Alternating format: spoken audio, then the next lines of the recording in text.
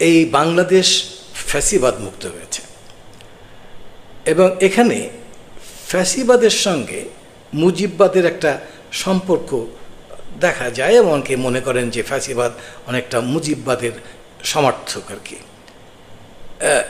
এ কারণে এখানে ওই গোপালগঞ্জে যে স্লোগানটি দেওয়া হয়েছে সেটি হলো মুজিববাদ মুর্দাবাদ।